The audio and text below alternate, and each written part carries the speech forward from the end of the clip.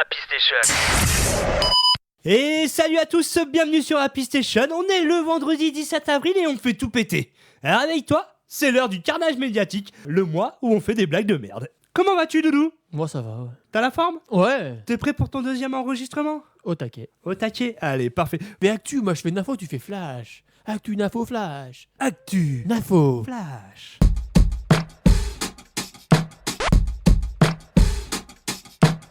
Pourquoi on fait des blagues le 1er avril?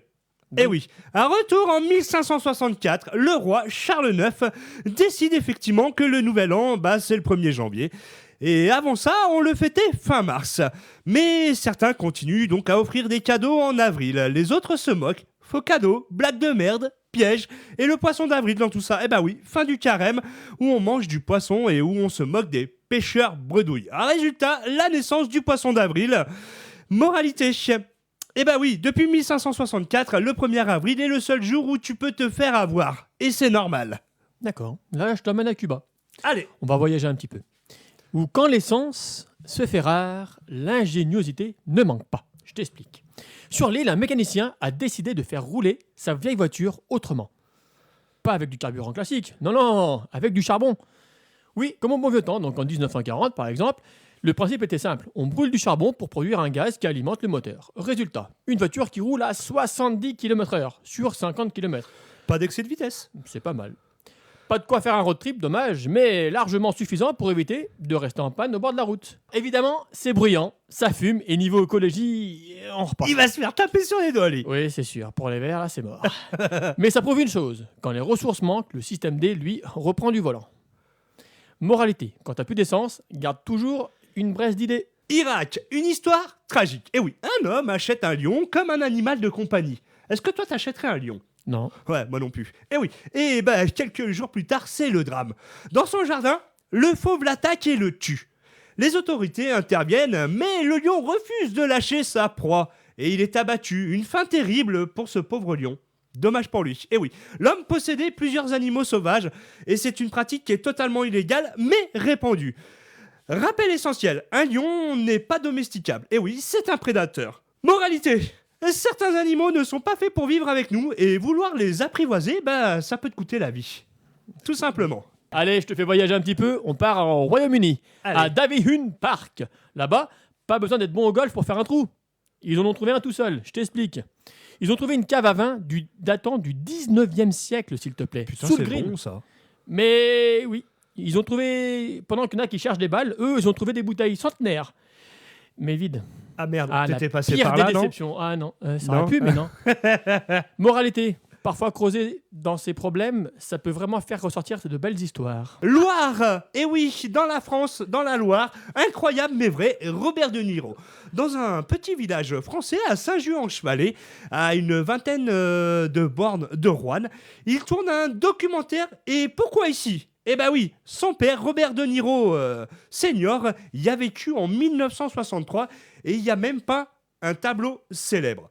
Sur place, des habitants jouent leur propre rôle, rencontrent avec la star et tous racontent un homme simple, sincère et carrément accessible. Une visite inattendue dans un village de quelques habitants.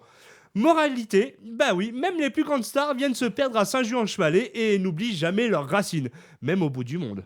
La chef Juliette Meyer, je sais pas si tu connais, J'en ai entendu parler.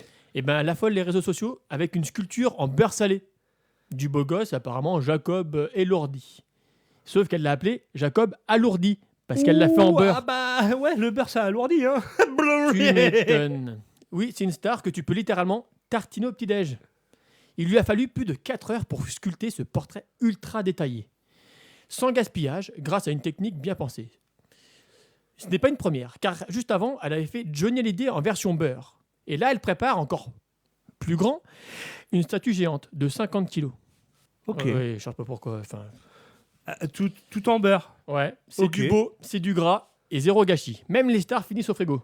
Moralité, l'art n'est pas toujours fait pour durer, mais il peut clairement régaler. Allez, on reste bien évidemment toujours en France.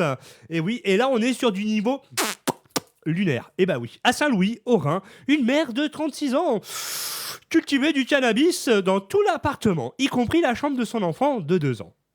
Alertée par l'ex-conjoint, la police intervient et là ça part en couille. Et oui, la mère devient violente et elle s'est pris pour un chien, elle mord la policière au bras et au mollet. Résultat, placement en détention, jugement en comparution immédiate et l'enfant est donc confié à son papa. Moralité, eh bah oui, quand les adultes déraillent, c'est toujours les enfants qui en payent le prix. Bon, là, je vous emmène à Séoul, où une panique inattendue pour rupture de sac poubelle. Je répète, rupture de sac poubelle. Ça, c'est au cas où si t'es sourd. On sait jamais. Avec les tensions au Moyen-Orient, la peur d'un manque de pétrole affole tout le monde. Pas de sac, pas de sortie. J'explique. Pas de sac, pas de sortie. Oui, en effet, il faut un sac officiel pour jeter ses déchets. D'accord. La vente explose. En x5. Certains vont jusqu'à vider les poubelles pour récupérer le précieux Graal.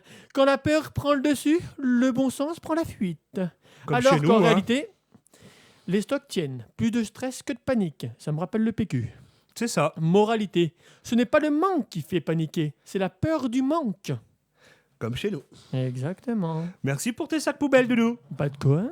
Dans les Pyrénées, en France, le samedi 4 avril, eh ben oui, une rencontre surprise. Des touristes en raquette tombent nez à nez avec un ours. Et oui, à la station de Guzet.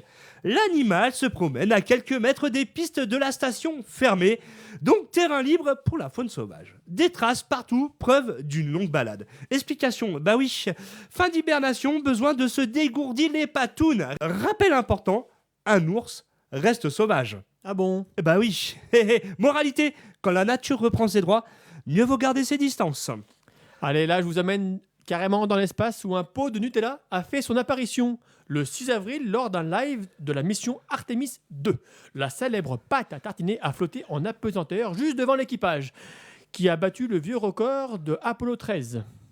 Sur les réseaux, les internautes se sont régalés. Plus loin que n'importe quelle tartinade de l'univers. C'est même le CNES qui s'y est mis. La prochaine fois, on envoie un Français avec des crêpes. Certains ont crié au coup de pub pour Ferrero, mais la NASA dément. Aucun placement de produit, juste un simple tartinade au chocolat au menu.